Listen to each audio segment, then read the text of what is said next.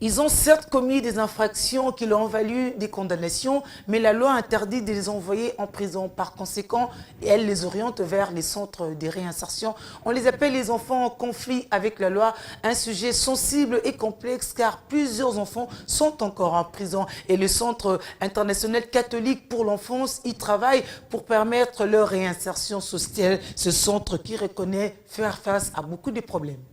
Les enfants en conflit avec la loi ne devaient pas être privés de leur liberté, moins encore de leur éducation. Ce juge a la possibilité, dès que cet enfant est devant lui, de le garder lorsqu'il estime que les faits qui lui sont reprochés sont graves. Ça, c'est jusqu'au jugement.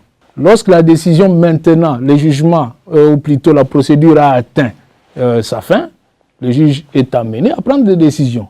Parmi ces décisions, on peut trouver le fait de le placer dans un centre d'hébergement de l'État.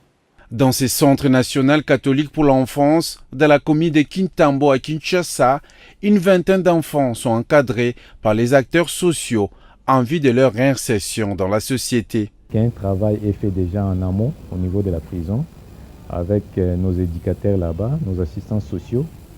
Un travail de préparation, non seulement des enfants, mais aussi de leurs familles. Un centre de réinsertion où les enfants bénéficient de différentes formations, ajustage, jardinage, élevage et autres. Malgré les difficultés liées à leur situation actuelle, certains tiennent à leurs rêves et seul moyen pour y parvenir, c'est le chemin de l'école. Partie qui vont à l'école et d'autres, ceux qui ne vont pas à l'école, nous leur prenons en charge ici. Il y a un éducateur qui s'occupe de de l'alphabétisation de ceux qui n'ont pas encore été à l'école. Donc il y a plusieurs activités pendant la journée et puis les après-midi, c'est souvent les activités ludiques. Faute des moyens, les responsables du centre n'envoient pas tous les enfants à l'école. C'est le cas des Priscilla qui restent dans les centres et attendent l'aide des bienfaiteurs pour retourner à l'école.